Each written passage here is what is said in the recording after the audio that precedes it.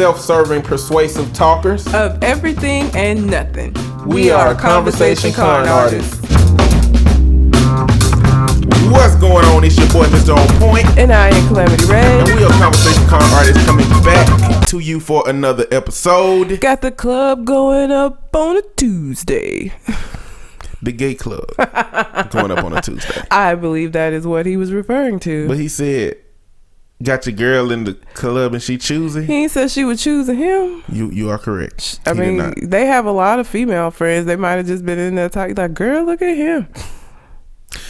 You're right. We'll get to that. Yeah, we'll get to that situation.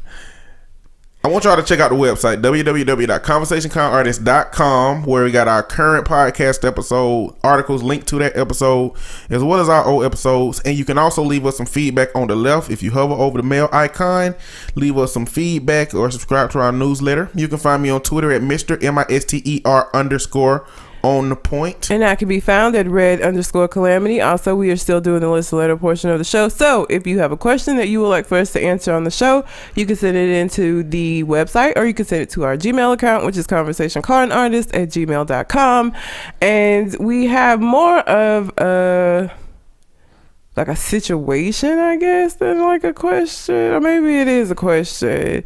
If you go out on a first date with somebody and they make it a point to tell you that they just got out of a 1.5-year relationship 2 months ago, would you be hesitant in pursuing them at that point? Like, would you feel like it hadn't been enough time for them? Man, I don't know. What is supposed to be the time frame of when it's too close to when a person got out of a relationship? Well, and that's the thing. That's going to vary from person to person. Like, some people, especially like if the relationship was it just depends, I guess, like on the person. So the person who this situation happened to, I think, was afraid that because of the length of the relationship that 2 months wasn't enough time. But you're not really the one to say. You can't say what's enough time for somebody else. And I mean, the fact that he's going out on dates, I guess, means that he feels like it's been enough time. But also, he made a point to mention that, because she wouldn't even known about it had he not said shit. I mean, I wonder if it came up in like general conversation, or if he like intentionally was like, let me bring this up, or if he wasn't aware that he had mentioned it or said it because he didn't think it was a big idea. Deal. I don't know. I think that I would gauge it upon just what kind of time I'm having. Like, am I enjoying myself? And if I'm enjoying myself and I have a good time, will I use this as exclusionary criteria? Would I use this to say they canceled? Yeah. I don't think I would. I think I would I really wouldn't, because what if they never even said it? That would clearly still be the truth. Yeah. You just wouldn't know. That's true. You know what I'm saying? Yeah. I mean, I think we let a lot of stuff get in our own way when it comes to stuff like that. I guess, like, because I don't know what I would do. Like, well, so to me, 1.5 years is not really that long of a time. Plus, you don't know the details of that relationship, and he might have been like, shit, I can't wait to get away from this bitch. And soon as they broke up, was like, finally, I am free. Like, you don't know how the relationship went or any of that. So I don't know, but I can't understand her hesitancy, just because I'm not very good, me personally, with like gray areas. Like, you know what I'm saying? Like, I'm not good with because let's say he isn't over it, and the 2 months hasn't been enough time for him. You're gonna be in a state of limbo essentially while he's still working. You know what I'm saying? Like, you still gonna be going out, you still gonna be having fun, but you're gonna be kind of in this suspended state. I don't really do too well with that shit. So I guess it just depends on, like, I don't think we have enough maybe details about it to really like say. I don't know. So I'm always under the assumption that if I'm talking to a woman looking to date her, I already assume I'm in competition with 2 or 3 dudes one dude that she banging, one dude that she chill with heavy but ain't no sexual activity, and one dude she go out with every now and then. And probably a slew of dudes that like her but she ain't feeling, but she just go out with every now and then. In that group of people you competing with, I think are also old relationships. Probably. At any point, somebody from their past can pop up and say, I'm fixed. And be like, okay, well, since you fixed, we can do this thing again. Yeah. You know, so it's but like... see, that's the fear. See, that's where I'm not okay. Like, that's what fucks with me, is that could potentially happen. And for me, knowing that you just got out of something means that it's more likely to happen, or I feel like it could be more likely to happen, as opposed to like just these phantom ass bitches out here that I don't know about that you have in your life as well. Like, I feel like, especially if you put time into the relationship, if that person like comes and say the right shit and they know the right shit to say, because y'all were together for so long, that you could be influenced to like hop back into that. And then I'm just out here, you know, floating just out here in the middle of the ocean and shit. So I don't know. I don't know how well I would deal with that situation. Now, I don't know that I would just like on the first date be like, fuck that nigga, I ain't never talking to him again. I think I would be like really cautious about it though, going forward, because I'd just be like, I don't know, like just making sure that you ain't still like, you know, hung up on this bitch. My perspective is that I don't want that stuff to take away from what I'm finna do. Like, if I'm in competition with everybody, I'm just trying to win a competition. Mm-hmm. Like, I can be pleasant enough to pull you to me. I can be entertaining enough to pull you to me. I can compliment those things you might have been missing in your past to pull you to me. Like, I think that's a constant state of what we're doing when we're dating somebody. We're essentially marketing ourselves to that person. We're essentially convincing that person that we can be somebody you can see the rest of your life with. Yeah. We can be somebody that you can see yourself dating and being in a long-term relationship with. Like, we're marketing ourselves. I suck at marketing though. Like, but you know, you'd be surprised how little marketing you got to do sometimes. Like, it's not like an aggressive marketing scheme. A lot of it is being attractive. Like, as soon as somebody comes in, can I help you? What do you need? Exactly. It ain't like Publix. It's like more like Walmart. Oh shit. That's how we market ourselves when we dating. It's passive. It's like we drift through life really not trying to brush up with people. At some point, we coincidentally brush up with somebody that we can possibly connect to. Yeah. And then we start to, hopefully we just be ourselves. Yeah. Or as much as ourselves. Because what we do is like, you know, we the representative. Yep. You got to meet the representative first. We are who we want them to see until we're comfortable enough with them to be ourselves.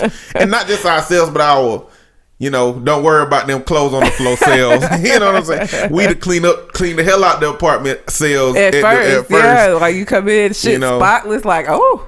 Exactly. And then it'd be like, I ain't brushed up, you know. So, you know, you are like, that's the representative, you know. So I feel like we are that person until, you know, we're comfortable with that.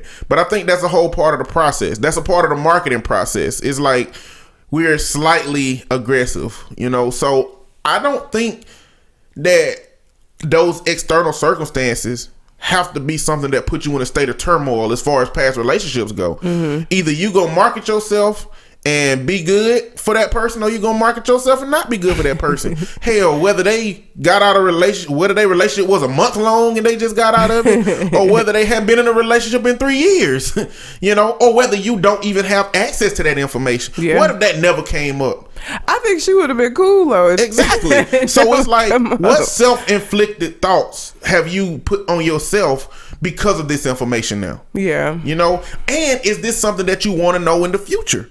Because, I mean, when you meet people on Tinder, online, you know that stuff before you go out on the first date. I mean, how did you get to a first date? Was it like it being in the movies where you just meet somebody at a coffee shop and be like, hey, would you like to go out sometime? Before I know anything about you, just pure attraction. Yeah, let's do that. Let's exchange number. And then you get to the first date. Like, did y'all texting? Like, I think today you need to be intentional about that. Like, if you think that finding out that somebody just getting out of a relationship will cause a problem for you, that probably need to be a part of your criteria to determine whether you're going to go out with that person. Yeah. You know, it shouldn't be something that becomes a surprise to you or something that you hope you don't find out about. Yeah. And you know what? If you just now finding out about it by surprise and you realize you had this reaction that you didn't think you were going to have, you need to now make this a part of what you ask people as a part of whether you're going to date them or not. Yeah. You know, like no surprise. I don't want no surprises. You know, my sister said when she go out, she asked dudes, she asked, have you ever had sex with a man? Just like out of the blue, surprise. She try to get their reactions and stuff, and I be like, that's not a good idea. No, it's not. And how do you can't, if he has and you ask her like that, he ain't gonna tell you, like he ain't gonna be like, yeah, like because he can tell that you at this point is like, oh, so he gonna be like, no, hell no. Look, in my sister's head, she has some stereotypical reaction that they will make that will verify that she think they lying, and I'm pretty sure, I'm 90% sure that it's not accurate. But she's gonna use that to say, nope, no more future dates. You know, so all I'm saying is, in that context, is like when you find out something about a person that you might not have expected to have a reaction to, you need to make that a part of the criteria for what you start seeking out people for, instead of like being surprised when somebody say, yeah, I just got out of a 2-month relationship. I mean, I just got out 2 months ago. I got out of a year and a half long relationship. Yeah, I was finna say 2 months and just be like, okay, who gives a shit? But you know me, and maybe this is a different perspective from a man towards a woman. You know, or maybe it's a different perspective coming from me. But like, I just feel like women at most points of their lives, just because our society have crafted the dynamic between men and women for the men to pursue women and the women to sit back and wait. I just think that women are most likely being pursued most times. And if they not being pursued, they definitely being pursued a lot more than men are being pursued. Yes. You know what I'm saying? Just in the construct of how our society is in that context. Yeah. So I don't think any of that caused me a problem. We got out of a relationship yesterday. But what I'm going to do is I'm going to be like, oh shit, so we definitely gonna have to put some space between these dates. I'm definitely gonna have to, you know, understand if she don't text back or call back, I guess. Now, I understand, but that will also be my criteria as to whether I'm gonna continue to text her. Yeah. Like, if we start talking, she just got out of a relationship, I'm gonna be like, okay, I'm gonna input that in my mind. She just got out of a relationship. So I text her one day and I don't get a reply back at all. Okay, so this that old relationship shit. You know, that's when I'm gonna get in my head. I'm gonna be like, she might be with her dude, or she might not be feeling me like that. But that goes into the criteria of whether I'm gonna continue talking to her or not. Yeah, like I get to put everything, but just the mere acknowledgement that she got out of a long relationship, that ain't enough. That ain't gonna be enough for me to say, I'm out of it. Especially if I had a good time. Like if you know, she seemed like she was using me, or she ordered the biggest, baddest stuff off the menu on the first date, then seemed interested in dialogue, you know, short one, you know, word answers. If I didn't enjoy myself and she got out, like, I just add that to the list of reasons why I ain't gonna talk to this person. But if I hands down enjoyed the shit out of myself, that was a good ass time, I enjoyed myself, damn, I want to get to know this person. In the best case scenario, I want this more consistently. I ain't gonna strip myself of that because of some external stuff. Like, she gonna have to show me that I don't need to be going out with her for that. But that's the risk that comes along with relationships. Dating that's the fucking risk. sucks. Let me just say that real quick. Fucking hate it. This is why. Because it's all of this moving fucking parts. It's too much. Fucking hate it. Hate dating. Hate it. Hate it. Risk is coming with that shit. I whether ain't you no like risk it or not. taker. I'm not a risk taker. I'm not a risk taker. I like to know everything, and I know that is not possible. Well, see, this is my downfall. I'm not a risk taker, but if I take a risk, they have to be calculated. And so, risk, there's only a certain level of calculation you can do with risk. You can't calculate risk to a high degree.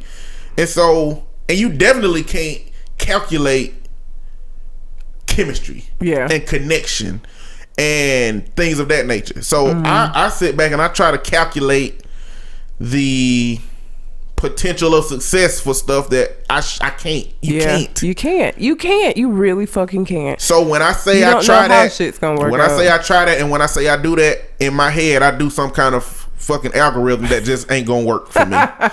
So I'm trying to work out doing something different, but it just ain't.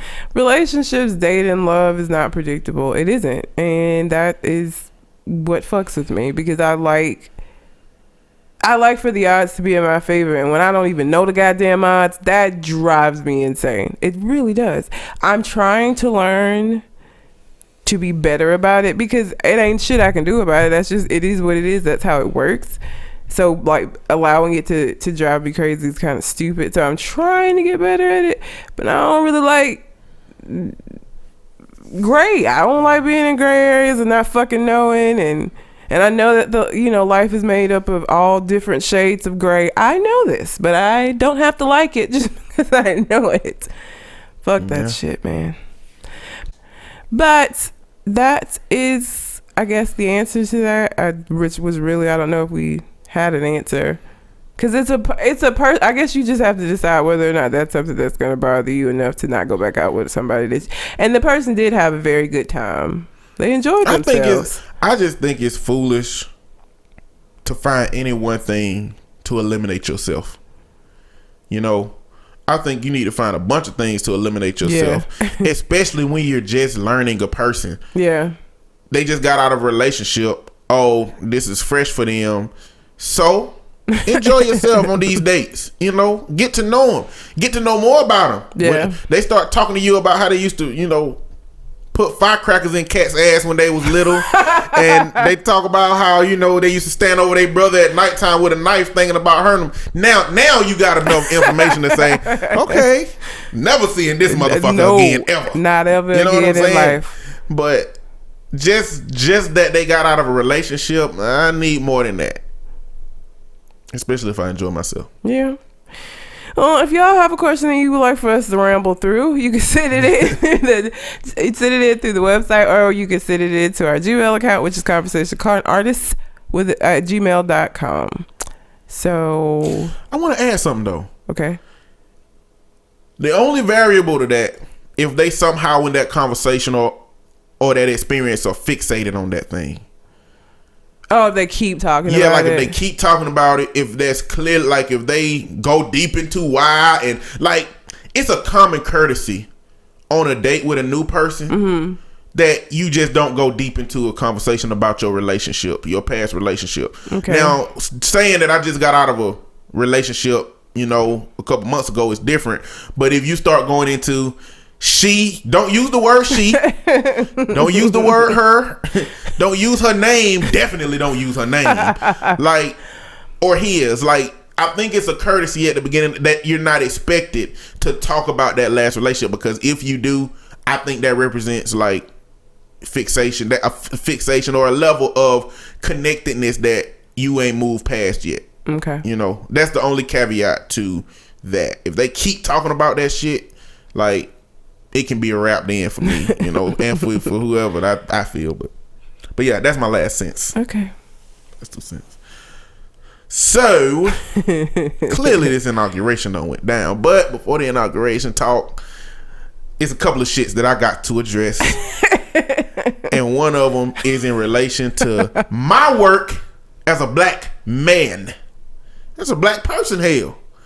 Jerry Rice, old coon ass, done got on a Popeyes commercial. Oh Lord! And then it was Popeyes chicken. Popeyes chicken is delicious. It is, but I'm just saying, I feel like Popeyes is more like black.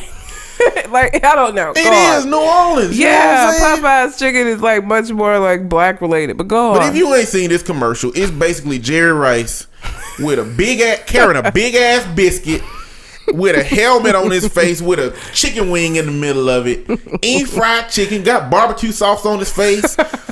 They give him a shirt that's a napkin shirt. The premise of the commercial were new innovative technologies that will allow you to watch the game and enjoy Popeye's chicken. So they gave him a helmet with a damn chicken wing tied to it. Who the fuck wears a helmet watching The game, I don't know. Maybe somebody do some extreme fans, might like some of these motherfuckers be serious about football. Then they gave him a hat with barbecue sauce cups on it where he could dip. Like, who the fuck wants to dip? How you know which fucking sauce you dipping in if your sauce is in your hat? Then they gave him a shirt that's made out of napkins, so it just showed him wiping on his napkin. What the fuck is wrong with regular napkins? Why do you need a shirt made out of napkin? He's more convenient. Just wipe on. He just wiped barbecue sauce all over his damn titties. Like Jerry Rice. Why would you do this? This nigga has committed unnecessary roughness on the African American community. This is much worse than Mary J. Blige singing about that chicken wrap. I don't know. I think it's worse than all the of them in chicken the wrap. fucking same arena.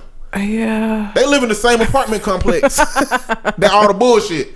They live in the same building. Not only the same apartment complex, they live in the same building. My alarm went off. Whoops. They all live in the same building. Mary J. Blige live right above goddamn Jerry Rice on this coon ass shit.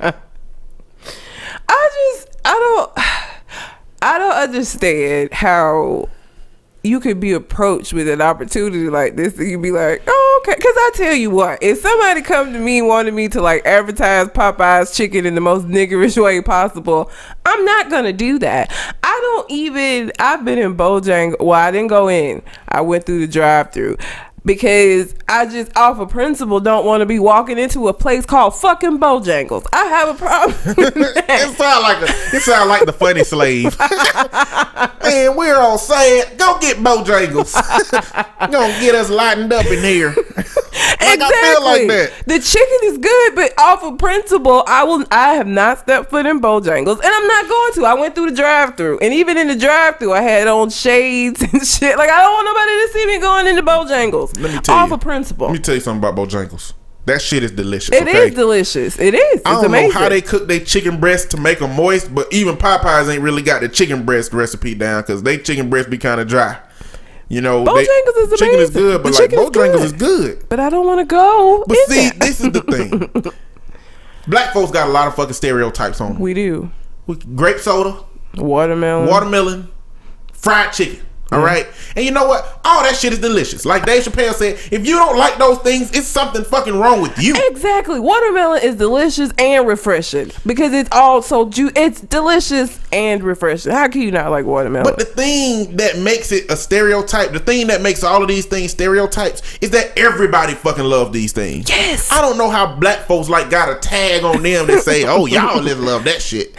A part of watermelon used to be produced in mass, and they're so big, and they used to be able to feed a lot of people. And I think that, you know, in slave days, they fed watermelon to black people almost exclusively just because it was cheap to feed a whole bunch of people. You know, but other than that, like, I don't know why these things got connected. Like, I definitely don't know why fried chicken is fucking delicious. And everybody eats fried chicken. You can go into fucking business lunches and they will have fried chicken in there. You know why? Because fried chicken is fucking delicious, especially here in the South. I don't know about the rest of the country, but here it is 100% possible that you will go into a meeting and they will have fried chicken for the lunch.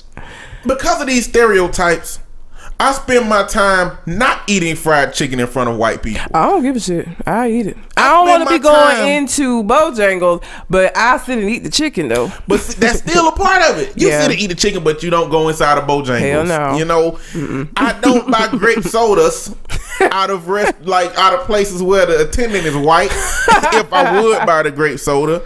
You know, I mean, I will, but I call it by its name. Can I get that Grape-A-Co instead of like? Grape is in the damn name of Grape-A-Co. You need to get a fucking Fanta grape and just say, "Let me get that Fanta." Let me get that Fanta. What if they got more than one you say and they say which one you gonna say? Grape. So, I mean, this common knowledge in the African American community. I don't know about the white community. I don't know about overseas, but I'm gonna tell you about this concept because I use the word coon. It's a frowned upon word. Whatever. I use it. But so the dynamic is, if you've seen Django, I have not. You haven't. No. If you've seen Django, you got Samuel L. Jackson's character, who is referred to as Uncle Tom for some reason. Now, did you know that the alternative to Uncle Tom is Aunt Jemima? Mm-hmm. That's the female equivalent to Uncle Tom. Mm-hmm. Well, these were characters during slave days that would report to the master on black people's shenanigans. Like if they were reading, if they were coming up with some plans to escape, if they were doing anything that this particular person thought the master would not approve of, he would go back and he would talk to the master, let the master know. He would essentially be in cahoots with the white man, trying to gain favor. Exactly. Yeah. And he would gain favor. Yeah, like, he would. It was a system. The master set up that system so that that person would continue to do that. Back, and not only that, but there would be some people looking to be in that position, because a lot of people who did that would eventually do something to get fucked up in the game, and they would need another person to do that. Yep. So they made that position desirable so that, you know, they can keep getting that information. And so when we talk about, when we say word like Coon or Uncle Tom these days, which I don't say Uncle Tom, but I say Coon. When you say that, it's referencing somebody who is trying to appeal to the system of white supremacy. It's a black person saying all lives matter. It's a black Trump supporter, you know, where you can really believe and do what you want to do, but when that thing goes exclusively against your interests, what is your motivation? Yeah, you know, to do that. And so Jerry Rice, when it comes to those stereotypes about black people and fried chicken, and that's what we get. That's where we at. Like, that's where this dialogue come from. It come from the idea that why would you play into these stereotypes that white people have been telling us that we have for so long on TV? Because you never see white people in these kinds of commercials that I can think of. Like, when they're in commercials, they ain't doing no shucking and jiving about no chicken. You know what I'm saying? Like, or singing melodies about chicken wraps. Like, I don't know. I think they do. I just think that, I don't want to say hypersensitive, because that's negatively connotated, meaning that we shouldn't be. I think that we're actively aware of our stereotypes, and they so ingrained that when stuff like that happen, it's like, why the fuck would you do that? Kind of when you get a new car and you see that car on the road everywhere. You see that shit everywhere now. Yeah, I think it's like that. I mean, we can go find some KFC commercials with white people running around doing some crazy shit, jumping all over the place. I've been trying to think if I've seen, but nothing comes to mind. Yeah, I mean, I can't think of nothing off the top either. You know? But the thing is, white people are the ones making these commercials. Now, I'm inclined to believe that Popeyes said, hey, Jerry Rice, agent, if you can get him in doing this commercial, we'll pay him $50,000 to do this commercial. He said okay through his agent. He asked, what am I going to be doing? Jerry Rice said, I don't know, but it's just a commercial, $50,000. He got there, and they said, okay, hey, we got this helmet, this hat, and this napkin shirt. You going to put these on. And his $50,000 already done cleared. And he's like, damn, it'll be some damn bullshit to get this undone. You know, but at that point, and this is the best case scenario, he could have said, I ain't fucking doing that.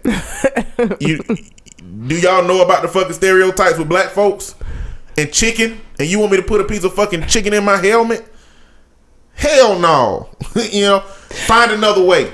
Oh, God. So, my brother, on the reading of a particular show, it's a popular show that he played in an episode of.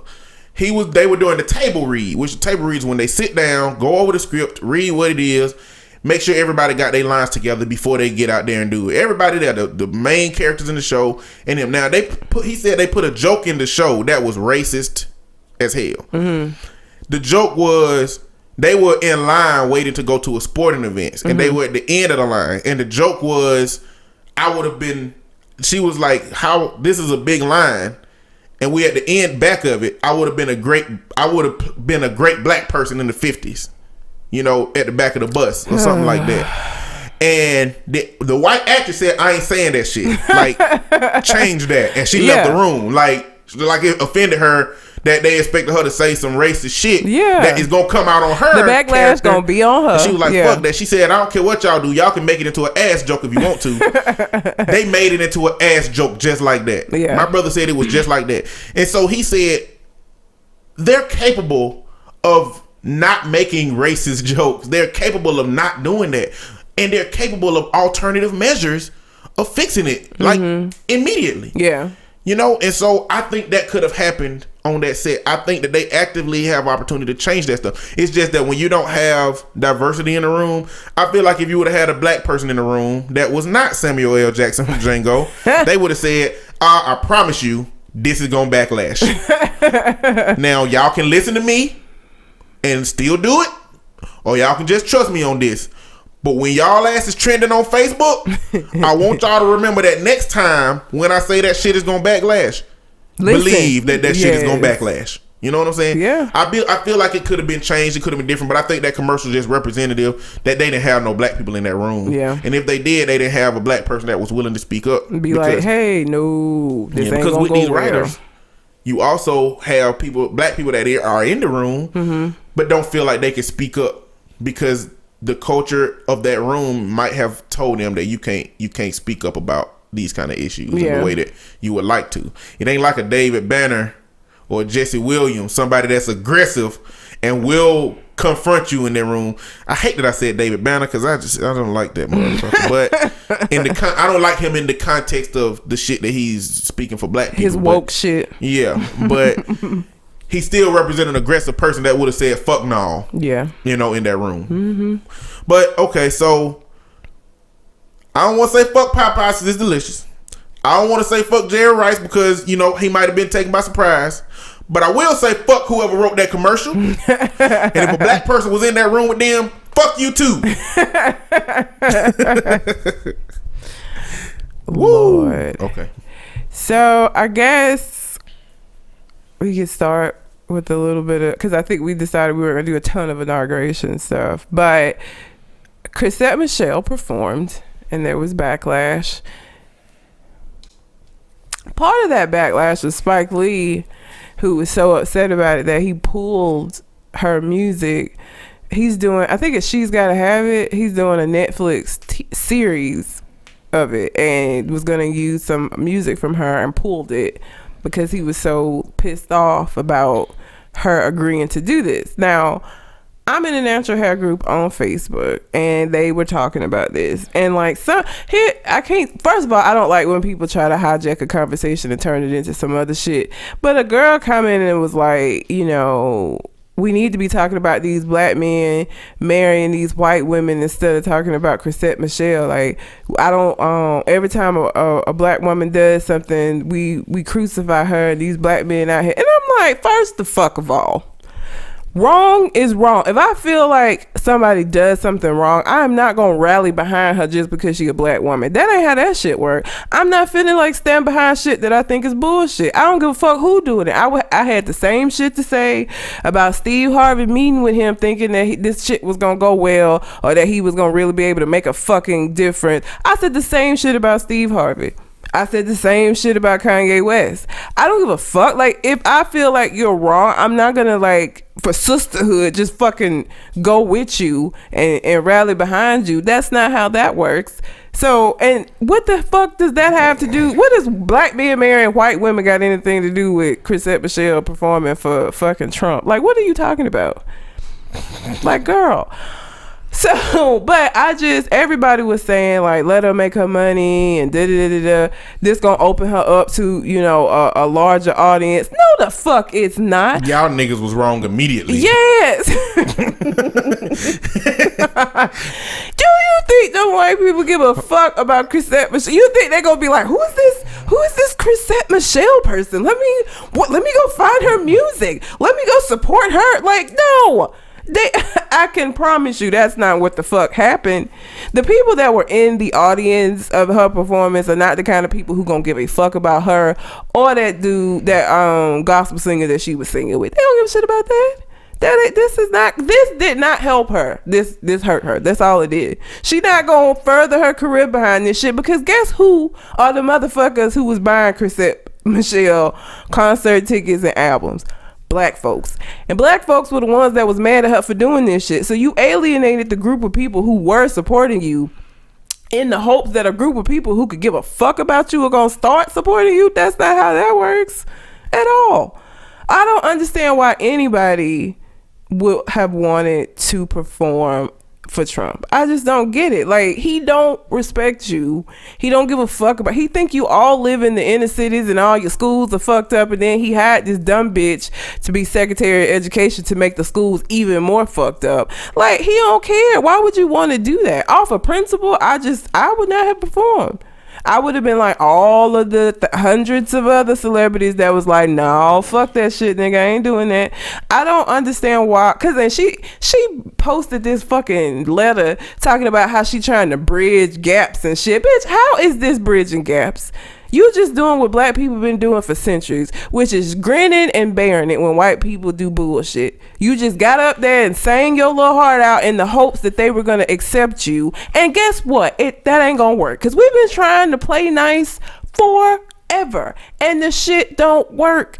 Either people are going to respect you or they're not. You being laying down and rolling over for them to rub your belly is not going to be the thing that does it. Like, and she can do what she want to do. Absolutely, she can. But I every time somebody say that, I feel like they forget that part about everything that we do and decide to do comes with consequences.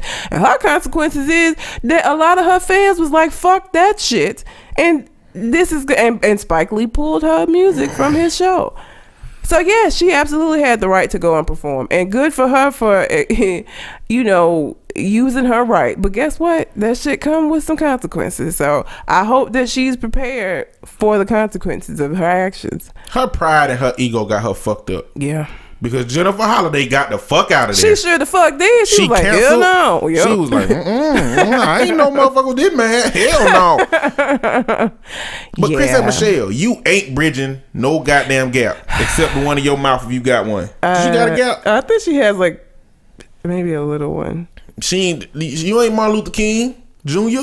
Like, ain't no gap you use about the bridge. No. Like, that's clearly an excuse. Yeah. If you was in a position for black people to follow you, nigga, you was trending. Chris said it's canceled on Twitter. Yeah. Black people weren't ready to follow you. That ain't bridging no gap. Not at all. Not at all. Like, I just don't understand.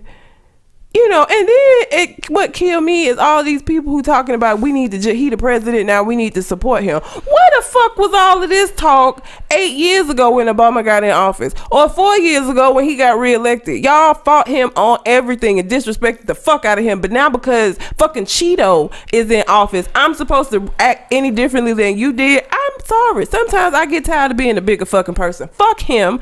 I'm just like that meme that's going around. His mama named him Donald, so I'm gonna call him Donald. Fuck him. I ain't saying no President Trump. Not gonna do it. I will refer to him as Donald. I will refer to him as Trump.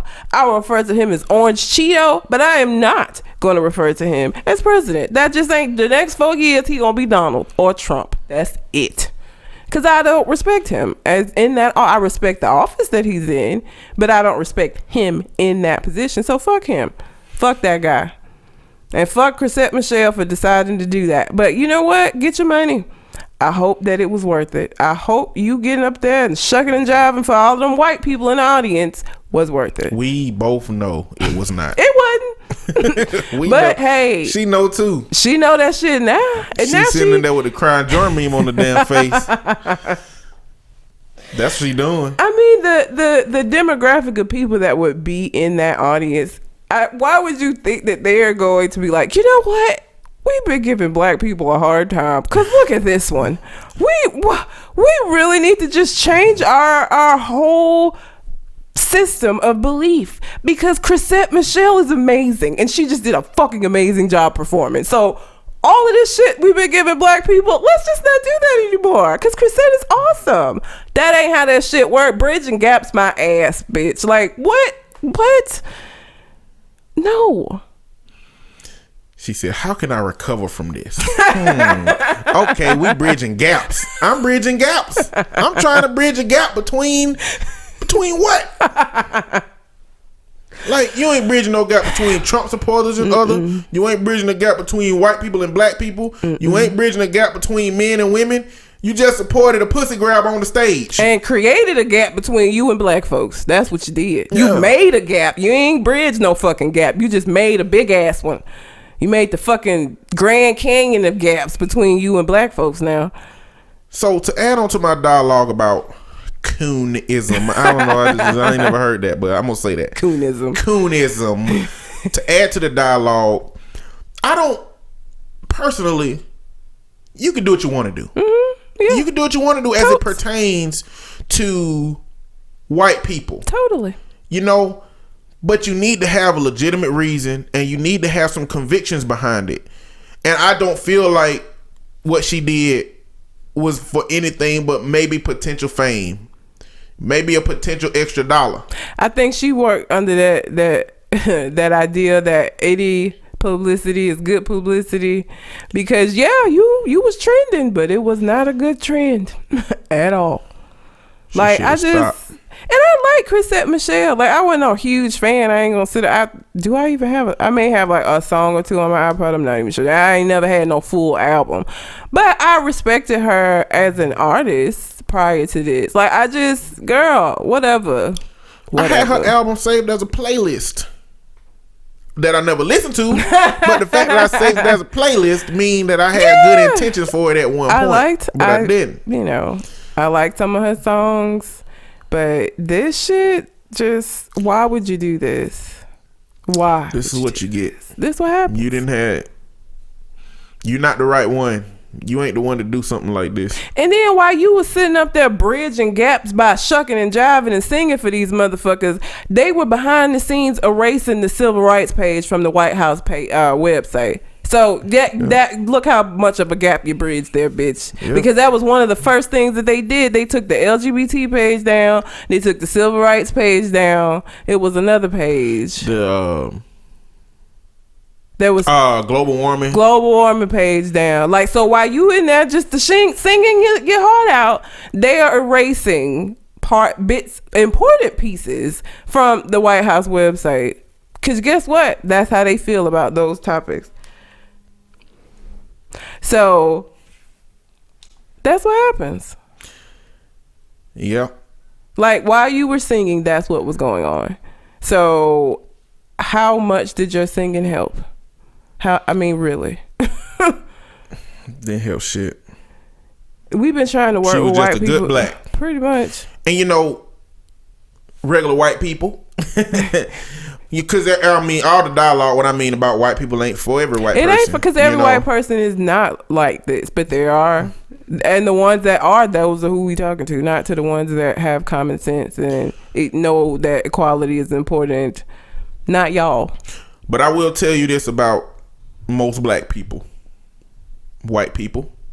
There has been a black person that told us you're not like them. Mm-hmm. There has been a white person that done told us you're different than them. Yep. There's been a white person that said, you're more intelligent, or you speak so well. Or I didn't mean you, I meant those other ones. Exactly. Like they make black a constant negative.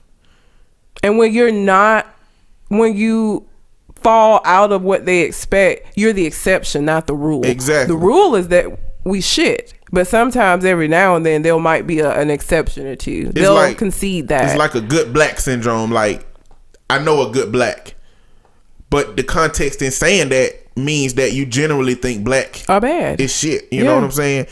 And I think that since black is that constant negative, we just get pulled out of black. Mm-hmm. You know what I'm saying? Like we get pulled and we're considered something else for the time being. And so that's the problem with that mentality of trying to cater to the system of white supremacy or cater to those kind of people, because they are not looking to look at you differently. Ideally, what you hope they say is, oh shit, my predispositions about black are wrong, because clearly there are a bunch of exemptions to the rule and I should think differently about black. But they don't do that. They pull you out of black and they leave black the shit that it's always been. And so that's why it's really, really difficult for me to see how she can cater to a whole group of people who are known racists, who have just fallen for no sexist, no misogynist. Like, I don't see how she can seek to cater to that group, because all it does, potentially is take her out of the group of blacks and make her a good black, but it don't give her shit. Yeah. It just gives her an opportunity to show these people that she good, and you got to keep doing it. Yep. You can't change now because you just gonna be right back into shit with other blacks at a certain point. Yeah. You know, and like I don't know if white people know that that's like a dialogue we deal with, but it's just a lot of microaggressions that like they think they're doing us a favor by telling us we not like that. And in their heads, I think they believe it make us feel better for them to say we not like them. And it doesn't. It's aggravating. It's offensive as fuck. And I've had people say shit like that to me. I'm just black. I'm not a good black. I'm not different. I'm a black person. Yeah, I'm not like them. I am them. Yeah. Every single one of them. And I don't really care how bad the worst black person get. I'm still connected to that person through melanin. And I wouldn't change that shit for the world. I gotta have a conversation with that motherfucker. You know what I'm saying? You fucking up. But I am that person. Yeah. Don't think of me as no different. I want you to change your predispositions about what black is. Not continue with this bullshit idea that I'm exclusionary because I got some degrees. And if you need an example of this in this specific context, you can look at the press secretary. I think it was the press secretary coming out and saying why Kanye West wasn't invited to perform. And the reason why he wasn't invited to perform is because, according to them, the inauguration is a traditionally American event. And I guess the shade in that is that Kanye West is not traditionally American. So then what is your definition of traditionally American? And it could have been that he said that wrong. He could have meant to say the music that he sings is not traditionally appropriate for the inauguration. But he said he is not traditionally a traditional American. You know what I'm saying? Exactly. So you went and sat down. You know what I'm saying? This is what I'm talking about like her saying she bridging gaps. They still look at you the same fucking way. It don't matter. Kanye West went and sat down with this motherfucker, and then they shaded the fuck out of him in the press. Like, it don't matter. You don't change the way. If somebody feels a certain way about black folks based solely on the fact that they black and you have all of these predispositions about them, you're not going to go and sit down and have one conversation with them and they're going to be like, you know what? All of that shit that I've been thinking for all of these years is completely wrong because of this conversation, or because this bitch got on stage and she sang and it sounded lovely.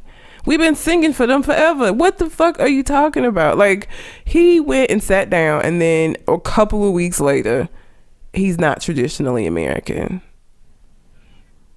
That's what happens. That's what they think of you.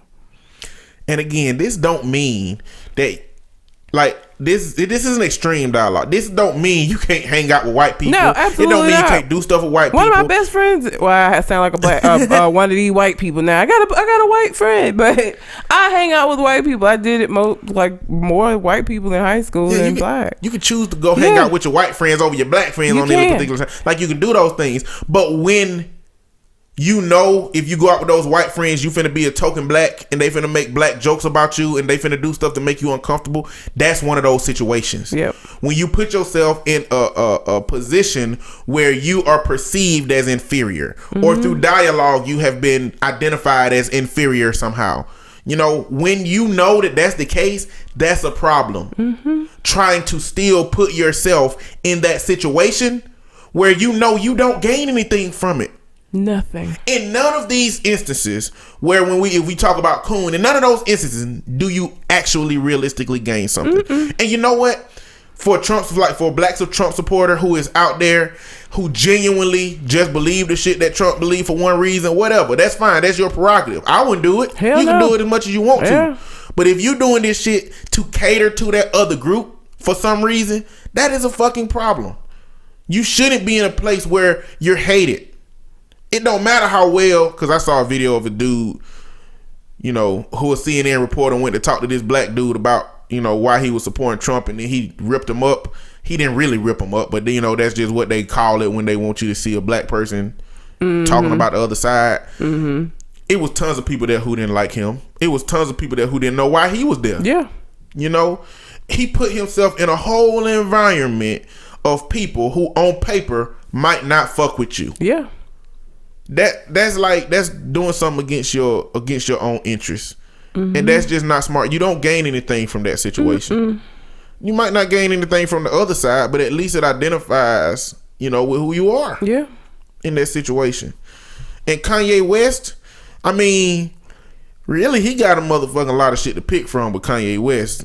This is a lot of ways that Kanye West ain't a typical goddamn American. Between his fame, his issues, his mental health, his fucking blonde ass hair. I still don't know why he did that shit. He could have been talking about a number of shits. But you know what? I can't help but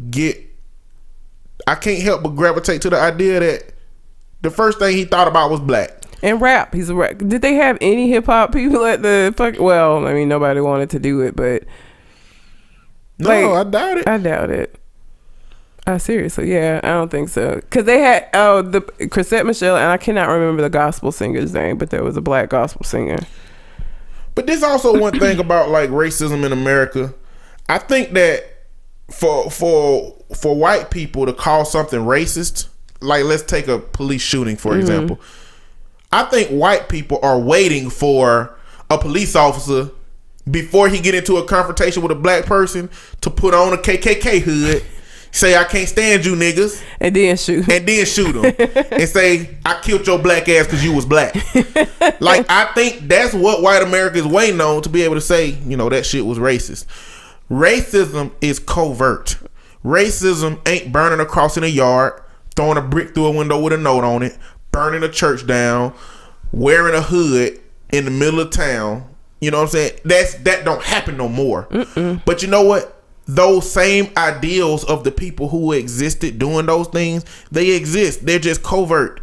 They've turned into throwing away applications. They've turned into gentrification. They've turned into a cultural appropriation. They've turned into these covert things that don't look like racism, but at the end of the day, it's the invalidation and exclusion of a particular group in the country. Whether there's brown people, black people and Latino people. That's what racism look like today. Today it looked like saying that Kanye West ain't American enough to perform in this inauguration. It looks like all of the stuff that Trump been saying. It looks like letting people fight black people and kicking them out in his rallies. Yeah, that's what racism today looks like. It looks like statistics that shows that my white counterpart will have an easier time with the justice system than me. Especially now that Jeff Sessions is the Attorney General. Exactly. Now that the whole Republican Congress is going to choose somebody in the Supreme Court to follow up that's going to reinforce the bullshit. Not to help brown people, to hurt brown people. I'm talking about scrubbing the White House website. One of the most telling features of scrubbing that website is taking away the Espanol option. Yep. Because we got tons of Americans that are not Latino that know Spanish and that speak Spanish and that teach Spanish. And we have a lot of American citizens that are Latino that speak Spanish.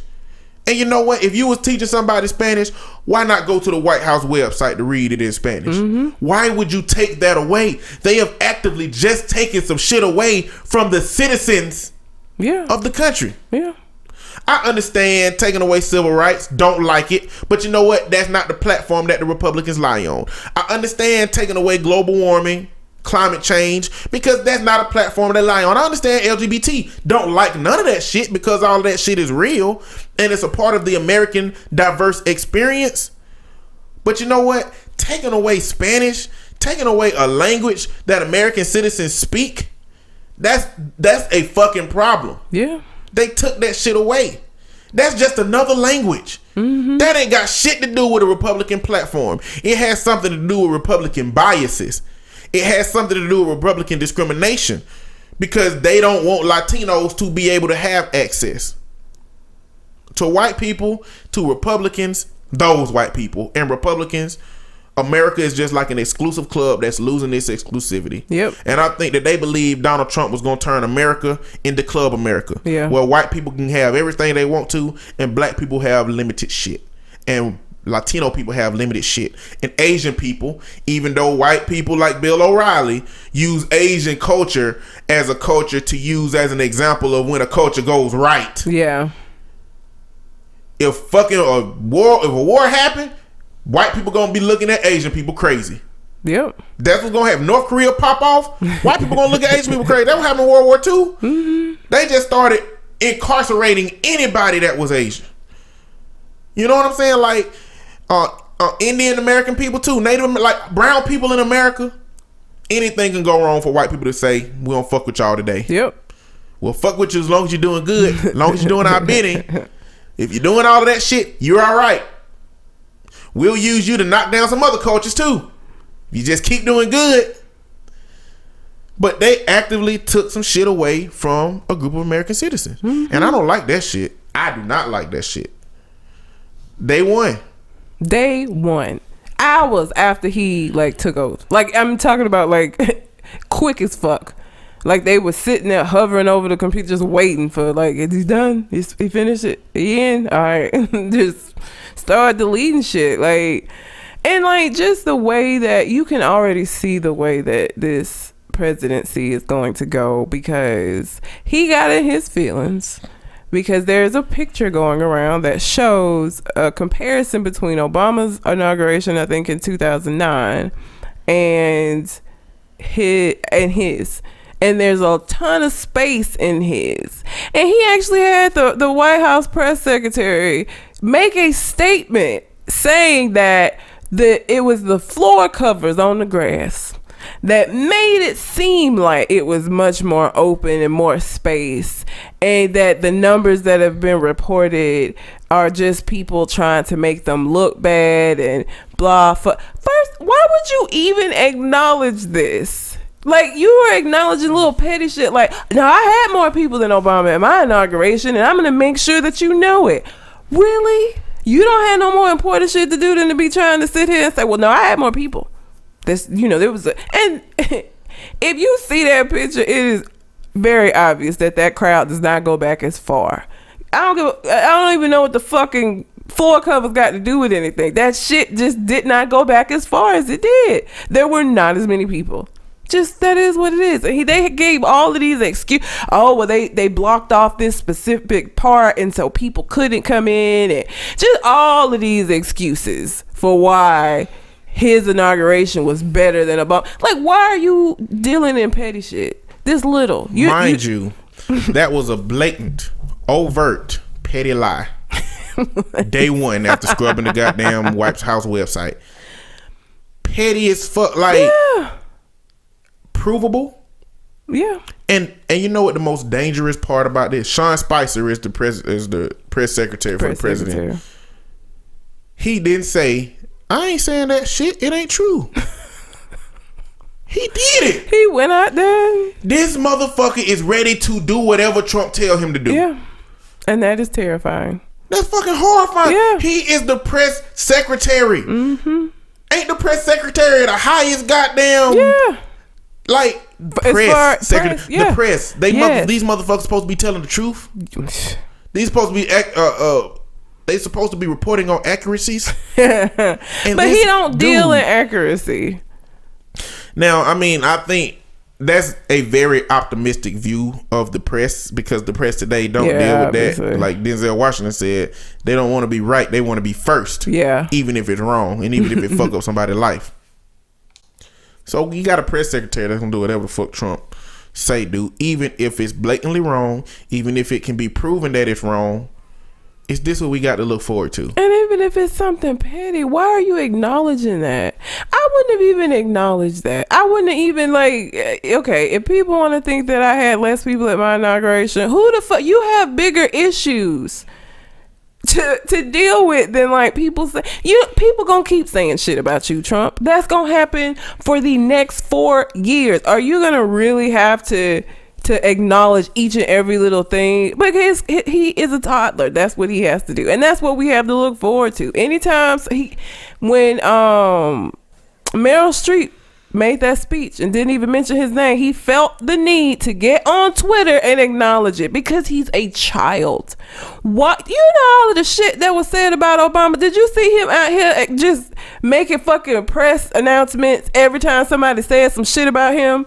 You know why he wasn't doing that? Because he had other shit to do. Because as president, you should not have time on your hands to be acknowledging little petty shit like this. Like, what? And who cares?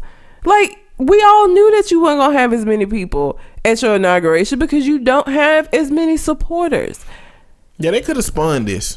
I mean, they could have been like, it's clear that this hasn't been a popular presidency, and the turnout for the inauguration wasn't expected to be as high as the first African American president. Yeah, you know, but what we're trying to do is to create trust in the people and show people that blah blah blah blah blah. They could have came up with some kind of dialogue that talks about the truth. They are very vigilant at denying reality in order to create a false reality. And you know what? You can do that. Yeah. But that's too extreme. You can't have pictures of that shit floating around of the different sizes in the inauguration and then try to create that dialogue. It did say it was the floor covers. That's not that ain't even a middle ground reality. If you want to propagandize that situation, you say something like, "Yeah, we blocked off a large group of people from being able to come into the inauguration for security concerns." Like, say some shit like that. Take control of the situation. Don't goddamn let people be like, "Well, that's false. Are my eyes deceiving me? Let me look at that picture again." No, there's clearly not a lot of people at this inauguration where you don't even see ground with the President Obama's inauguration. We see fucking tarp at this inauguration. Like, are people camouflaging? Or maybe there's this everybody new technology. Got on white. No, everybody got on white, the same exact white as the tarp, so you just can't see them. Maybe there's this new technology that they use in the White House where it makes people invisible or something. That shit don't exist, okay? It don't.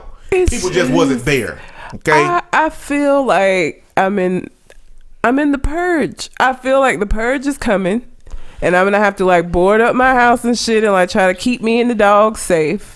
Like, this is what this feels like. I feel like next year that is gonna be the first year. Your neighbors voted for Trump? Probably.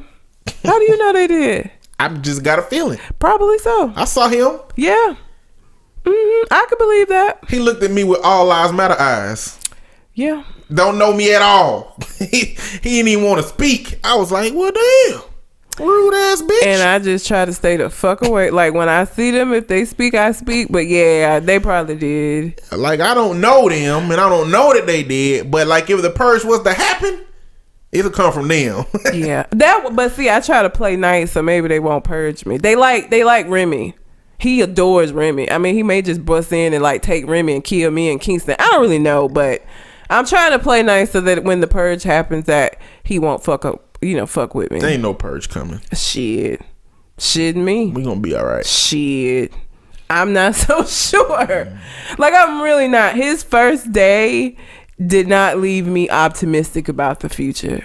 The shit that he decided to do within hours of him becoming like the president. It's just passive aggressive shit. Yeah, but that's because it was the first day. He couldn't do no real major shit. That's why I said the purge gonna happen next year. It takes time to plan a purge on point. But the thing, all he been doing is passive aggressive shit.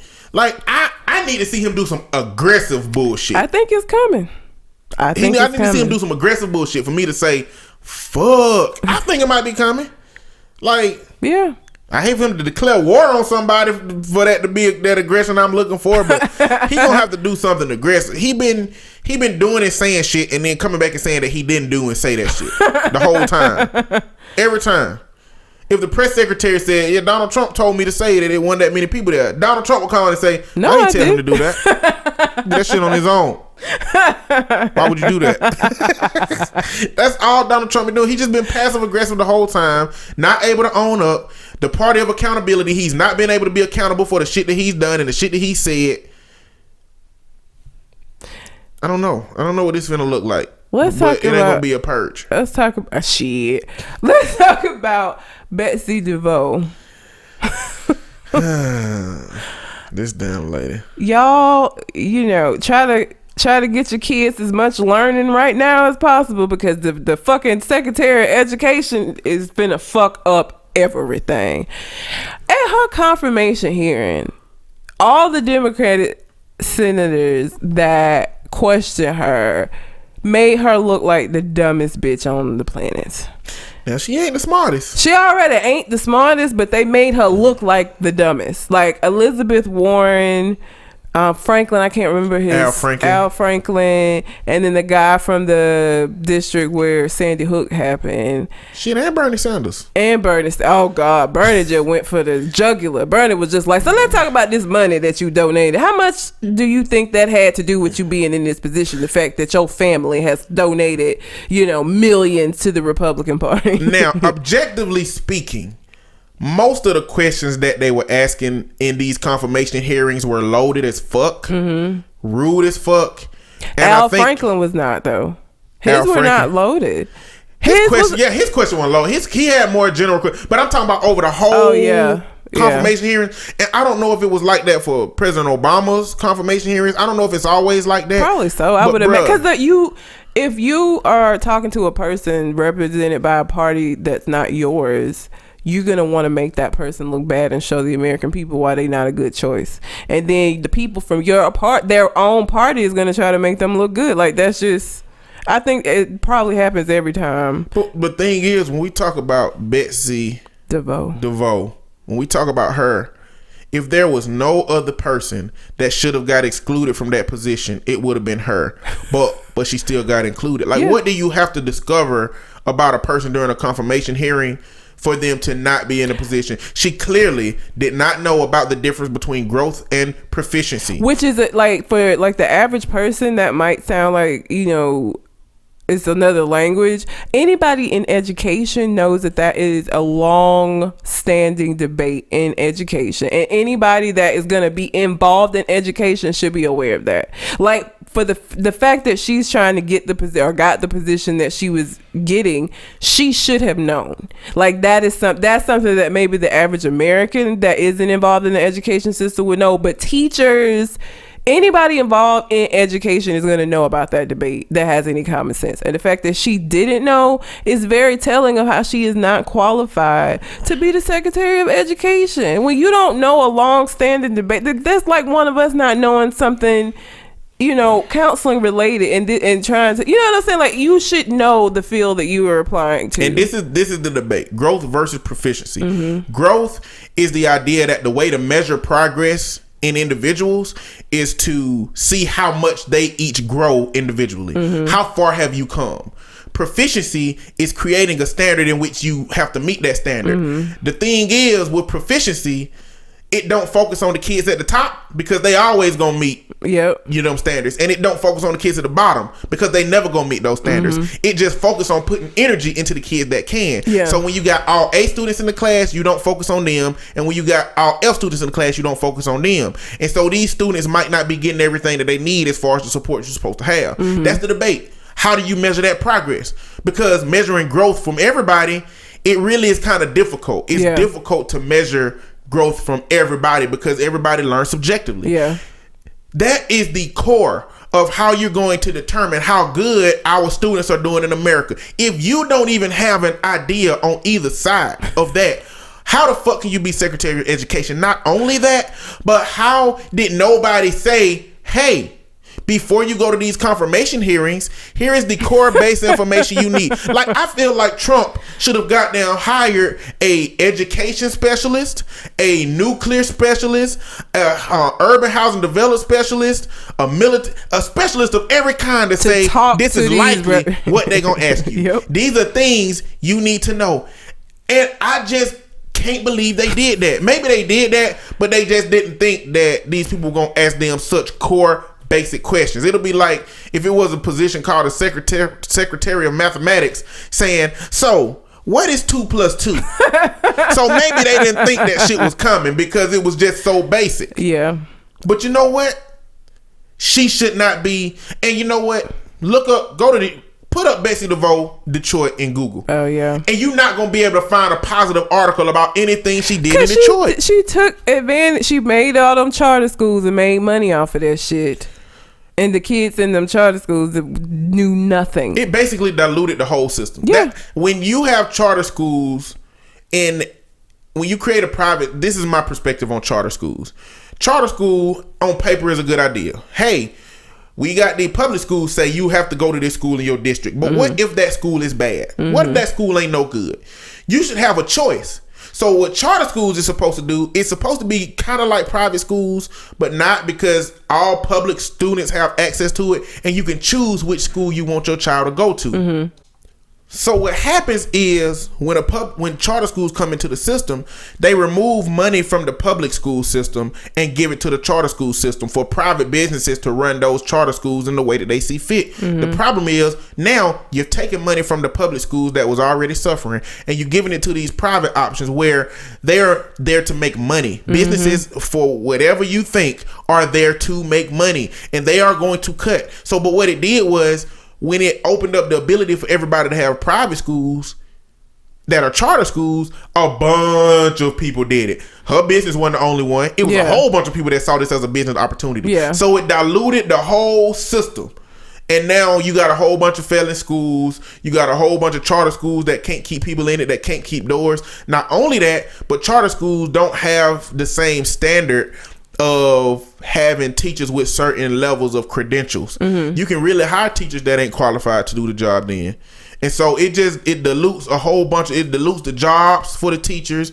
It dilutes the opportunities for the kids. And that's what has happened in Detroit under her ideas of how to run it. Not saying that privatizing something ain't a bad idea, because I just rode an Uber for the first time yesterday.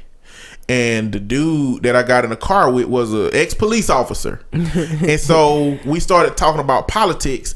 And we talked about something in Alabama where DHR, he said, you know, you think that DHR would run better given that, you know, they privatized it. Which I don't know what he mean by that, because it's still a state-run agency. But I was just like, privatization only works when there's competition. When people say, hey, it'll make a competitive market. Privatizing these businesses will make a competitive market. It will if there's competition. In Alabama, Blue Cross Blue Shield is the only insurer. They the only major insurer. They ran a monopoly out here. They put some places out of business because they didn't want to play ball with them. Like, when you create a situation where the environment is supposed to be marketed, it's supposed to be a competitive market because it's privatized, but you don't have competition, you create a situation where this one place can have a monopoly and treat people how they want to be treated and do how they want to do. That's why government regulation is necessary in some instances. This is not an instance when there is no competition that shouldn't have that. And so this is the situation what you have with them schools. You just got a lot of private businesses that are too competitive, and they have saturated the market. And now nobody gets anything that's worth any kind of quality because it's all shit. But ain't no way she should have been confirmed. What would keep somebody? What would exclude somebody? I don't know, because she was fucking terrible. Like, she had no good answers. She tried to do what they all do, which is talk around the issue, but she didn't even do that well. Like, it was just. And then when the guy asked her about her position on guns in school, she was like, I'm going to go back to what this other senator said about the bear being on the school property, and I think that might have been a situation in which, you know, guns in school would have been good. So Betsy DeVoe feels like we need guns in school to protect kids from bears. What? But it's crazy that she got to give that kind of response, because she know if she said no, that the Republican base was going to tear her ass apart. Like, you can't even speak on what you believe these days, because she believes something.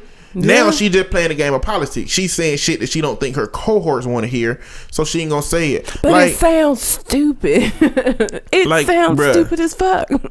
She could have had a better answer. She could have said, no, I don't believe schools should be in guns for access to the general population, but I believe that the schools can hire police officers who are trained to have weapons, who in a time of emergency can have their weapons with them. And you know what? Maybe they don't even have it on them in the school. Maybe once an emergency presents itself, the office has a specific gun safety box that would be open. Like, it's a bunch of shit. Like, I don't know how I can sit here and hear these confirmations and come up with ways that you could say shit that would be more politically correct, that would cater to everybody, and that would take into context the gray areas of a whole situation instead of having to be on the black or white side of any particular situation. But I don't get it. Picks are idiots and completely and totally 100% unqualified. Like, they just are.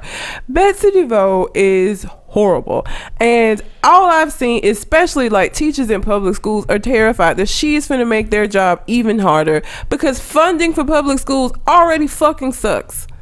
And she just gonna make shit even harder. Like, one of the things Elizabeth Warren kept asking her about her experience with public schools at all, or public education at all, and she don't have none. Cause my kids were fortunate enough they went to private school, they went to private universities. She has no experience, even personally. You don't have no professional experience, and you don't have no personal experience with this because you have not had your hand in it in any kind of way. How are you qualified to do this job? You not. So let me tell you about a couple of these nominees, right? Rick Perry, who on his campaign trail talked about eliminating the Department of Education and the Department of Energy.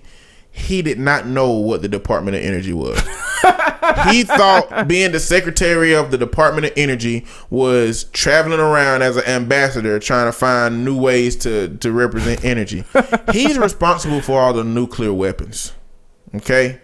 That's what the Secretary of Energy does. He did not know that. All right? Ben Carson. Oh, shit. Who gained his fame as a brain surgeon. Yes. Right? Mm-hmm.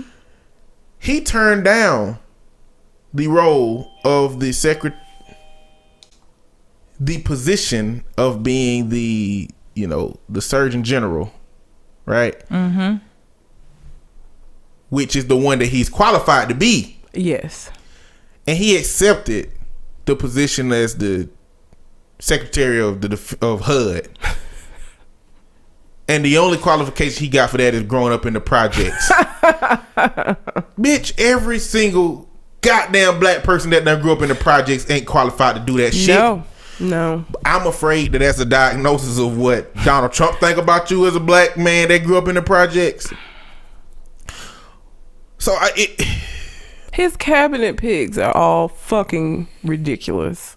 They're ridiculous. Donald Trump had an opportunity here. Well, but when you're not qualified for the position that you in, you're not going to surround yourself by qualified motherfuckers so you look even worse. But he had an opportunity here to bring people from different platforms in. Like, this could have been the first time he had some Democrat and Republican. Like, he could have used this shit as an opportunity. But I'm afraid, I think he's in over his head. Mm-hmm. And I think that he's letting other people make decisions for him. The only decisions he's making is to have the press secretary tell motherfuckers that the inauguration was bigger than it is when it obviously was not. Oh, God. Yeah. I don't know. The last thing I have to say about this is I love Maxine Waters. If you don't know, she's a senator from California who refused to go to the inauguration. But the reason that I love her so much is because she is like your old auntie that just tired of everybody's shit. And she's so tired of everybody's shit that she just, at this point in her life, has just decided that she gonna tell them that she tired of their shit. Like, when all of that shit happened with the FBI, she came out of a meeting and the press was like trying to ask her questions, and her first thing that she said was, "What do you want?" Then she went on to say, well, we've been sworn to secrecy, but all I can say is that the chief of the FBI is completely did she say he was has no credibility? And then she just walked the fuck off. Like, she don't give a fuck. She got on CNN, and when asked if she was gonna go to the inauguration, she said, nope, I don't trust him. He lied to the American people. What made me think, why would I think that he would do any better with me? Like, she just has no fucks to give. And I just love that about her. I love that she just be telling people off and just don't care. And I hope that when I am her age, I am half of that out of fucks, because she's amazing. I've enjoyed listening to her. I just have. She is awesome. So it's a couple of other things that went on that I was going to talk about. I was going to talk about Richard Spencer, who is that alt-right leader guy, getting punched in the face by a white man. It was a beautiful thing. I was going to talk about the Trump inauguration riots, where, you know, they've been pretty much rioting pretty much by white folks. It is, yeah. That's why ain't nobody died, because it was white folks. If that had been us out there, yeah, it'd have been a situation. It'd been a whole fucking different situation. And there was a march on Washington, a women's march on Washington, and it's expanded to a whole bunch of different cities, which actually had more people than the damn inauguration. But you know, we gonna get into another topic. We not gonna talk about those in detail on this podcast, but we gonna post this stuff on the Conversation Con Artists Facebook page, have some dialogue on it there. So, you know, check that out when you get a chance. Just Conversation Con Artists on Facebook. You'll find it and we can have a chat. So this week, or last week rather, because this will be Tuesday when y'all hear this. Last week was a week of black young men deciding to come on out of the closet. Chance the Rapper's younger brother came out as bisexual and received a lot of support from people, which I feel is, you know, pretty different from how it would have been a few years ago. And then because motherfuckers just can't let people have nice things, I Love McConan decided that he was going to get on Twitter and announce to the world that he was gay, and nobody was surprised. First, and let me just say this: all I know of I Love McConan is that Club Going Up on the Tuesday song. I don't know if he had any other songs. I don't even really fucking remember what that nigga looked like. So for him to think that this was like news that somebody gave a fuck about is just hilarious. At least Chance the Rapper is relevant right now, and so his brother coming out made sense. But I Love McConan, like, what has he done since Club Going Up on a Tuesday? This dude's name is a run-on sentence. Like, what the hell? What a space is that? Ain't none. Is his name McConan? I don't know why. And he's saying he love himself? What the fuck kind of name is McConan? That sound like the name brand of a soy sauce. Wait, isn't it one? I don't know. I feel like that is the name of that soy sauce. It's McConan. Oh, the subconscious might have just kicked in. It might have, but I feel like there's a soy sauce called McConan. It's called something. It's something similar. If it's not McConan, it's something similar. I think his name is McConan. His real government name is McConan? Let's hope not. That would be terrible.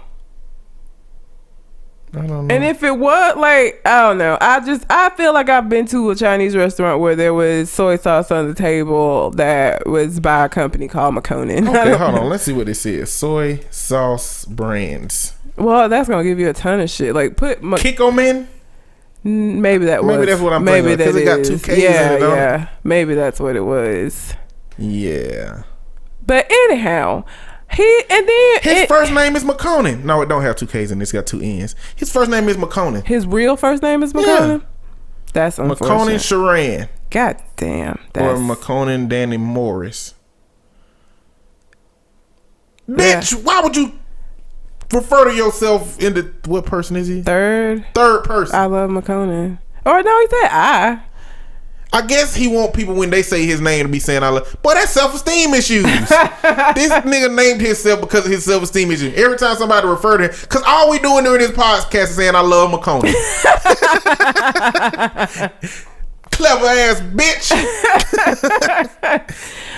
I don't know, but in his tweet he referred to himself as a fashion icon, and I'm just like, nigga, when were you a fashion? All I know is the Club Going Up on a Tuesday, and he was not particularly dressed fashionable in that fucking video. So what are you talking about? Like, he lost what? Weight. Huh? He lost weight. Was it? He was never that big, was he? But you know, like gay men like to be thin and svelte. Then what was his excuse when he was fat? Maybe because he wasn't out. I I don't know. Shit, I don't know. I have no idea. He has lost weight. I will admit that. On Point just showed me a comparison of Club going up on Tuesday, McConan, and present day, and he has lost quite a bit of weight. But he look like which one of them? That Key or Peele? Jordan Key. Which one of them? Keegan Michael Key is the skinny one. He look like Peele. Yeah. He looks like a light skinned version of Peele. Yeah. I don't know, but so that got me to thinking about how accepted that was, and like how black masculinity is completely different from white masculinity. I think black men feel like they have to. I mean, I think it's like a pullover from maybe slavery. It's even more toxic. Yeah. You know, it feel like, I mean, masculinity is already its thing. You know, it's already, I gotta be the strongest. I gotta be the toughest. I can't show any weakness. And I think that when you start getting into homosexuality, I think it challenges what our society tells a man that he's supposed to be. You know, at least perceptually, because realistically, it's some gay dudes out there that will work on a car better than me, that will whoop somebody's ass better than me, that will do a whole bunch of things. They will have those traditionally masculine things, but I think the problem is the stereotypical understanding of what gay is for a man. It challenges what America done told you to be. And you know, I think black men in America have to overcompensate for that, because white men can be masculine far easier than black men can be masculine, because black men can easily get shut down by a white man. They can easily get, you know, berated by the white supervisor, and we can't do shit about it. We can easily get, you know, stopped and frisked by a police officer. Like, we don't get to be the same level of aggressive and frustrated. You know, and I feel like we have to overcompensate in other areas. And so I feel like the only area we can really overcompensate in, the few areas, is one, our own sense of masculinity. And then two, women. Them the only ways to overcompensate, because it turned into that conquering, you know, well, shit, if I can't have, you know, stuff on this side, I'm gonna show you over here that I can conquer. You know, I can show you over here that I can be the best. And that usually comes out in irrational ways, kind of like, you know, Napoleon complexes.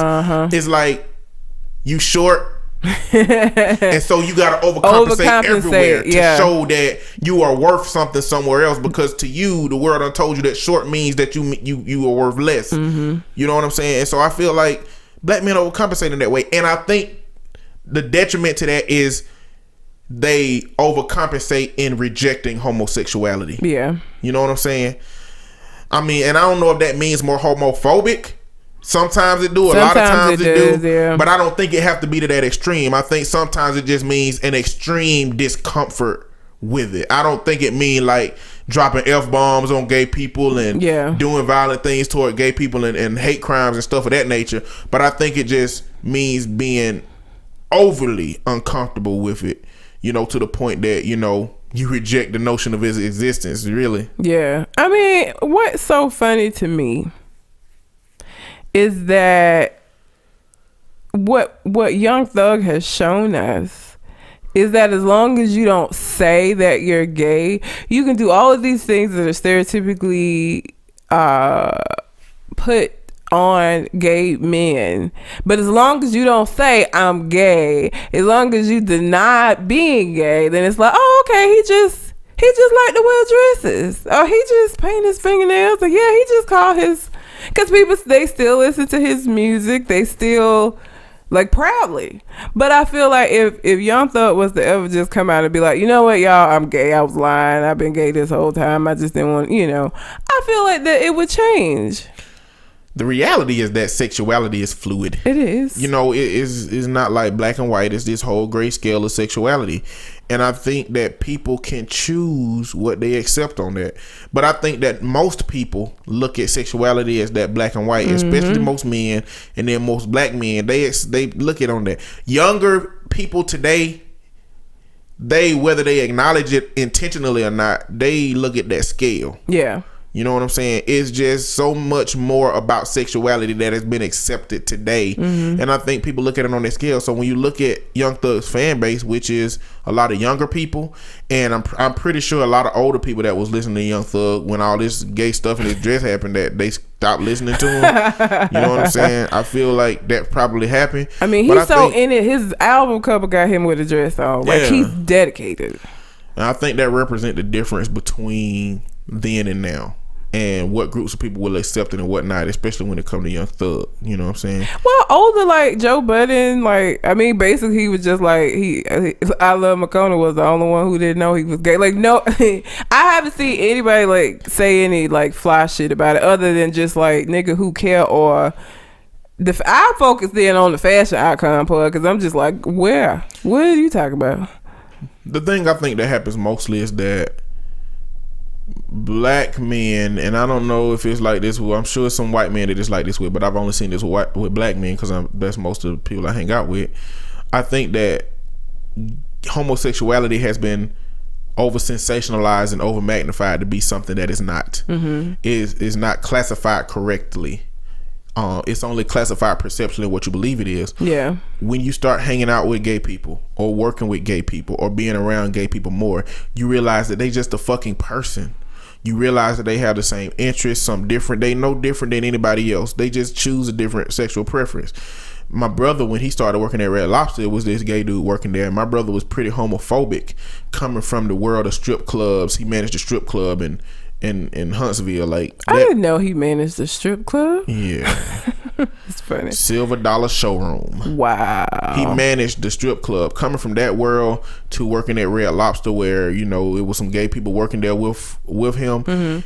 He had a conversation with me and said, you know what, this dude just like everybody else. And he was like, I don't know why I've always had these predispositions about gay people. And I guess a lot of it was my environment was telling me that this is what gay was. But you know what? Like, I respect all these people. Like, it was about 5 gay people that worked there. Yeah. He was like, I respect all of these people for, you know, what they are.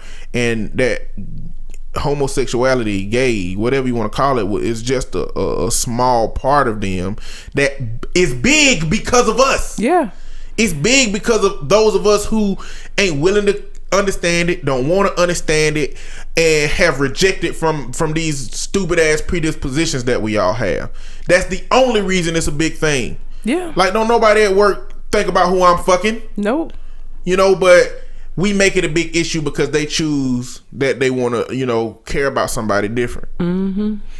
So, and it is a tiny part of who they are that has shit to do with you, the same way that your sexuality has nothing to do with anybody else than the person that you are with. It never made any sense to me that people are so pressed about what goes on in somebody else's bedroom. Why do you give a fuck? Why does that matter to you so much? Or why does that bother you so much? Or why do you allow that to be the determining factor as to whether or not this person is somebody that you gonna rock with? Like, that does not make any sense to me. When you think of your own, rarely think of your own sexuality, but you just all up in this other person's. Like, it doesn't make any sense. You know, I cannot stand like this whole, and this is a lot of hotep shit, but like homosexuality is being pushed to like ruin the black family and the black community. They want a bunch of gay black men so that the black family will what? So you're telling me because you see something be prevalent in the news that you're just gonna do that thing? Well, no, but the kids are impressionable, and so kids will do that, and then we'll have all these gay men, and the black family is gonna suffer. So like the conspiracy theorists think that this is like some grand scheme to just bring black people down. Homosexuality being like them fighting for equality is to impact the black community in a negative way. Yeah, it just don't make sense. That dialogue don't make sense. It's just one of them dialogues that it caters to your own. It makes your own hatred make sense. Yeah, that's all that it's set up to do. Because how are they going to do that? It's the same way it's the same way with Christianity and how they look at, you know, homosexuality. Like, homosexuals are trying to get, you know, my kid to be a homosexual. Look, that ain't how that work. And Here's my thing about, and this is not an attack on religion, but like some Christians, you rally and have all of this shit to say about homosexuality, but like the people, for instance, and you know, not to speak ill of the dead, but the people in Eddie Long Church who found out that he was fucking around with the little boys in the church, they still continue to support him after that. But you out here in the streets, like, just telling all of these people that they're going to hell for this, but you followed in behind this man that and not just he violated kids. Like, I just think sometimes when I see like people pick and choose the things that they're going to be upset about, or the things that they're going to like cape for out of the Bible, and that annoys me. Like, if wrong is wrong, if you feel like homosexuality is wrong, it doesn't matter who it is engaging in it, you're gonna have a problem with it. There shouldn't be caveats to like, oh well, no, that doesn't make no sense. I wish we put more thought into the intersectionalities that exist in our world. Yeah, like, what does it mean to be a Christian and a Trump supporter? You know, oof. What does it mean to be a LGBT black female, a black lesbian? Yeah, you know, like, it's a lot of different intersectionalities, and it's a lot of those things that come with privilege. To be realistic, if you're not a white Christian heterosexual middle upper class male, you got some intersectionality going on. You got something that crosses up with your beliefs and your thought systems, and and we get that with Christianity all the time. Gay Christians, technically the religion say you shouldn't be this and be here, but you are. Yep. So we got a lot of intersectionality, and I wish that as a society we would put more energy and thought into understanding the complex dynamics between all of these different groups and how we all interact. Yeah. But we don't. Anyway, you got anything else to add to that? I don't. If y'all haven't gone to the Facebook page, you should, so you can see Remy and Kingston eating treats and see the difference in their personalities is very apparent in that little video. It is. It's very, very, very. So you got anything else on your mind? I don't. All right. Well, until we come to the next conversation. We out. Holla.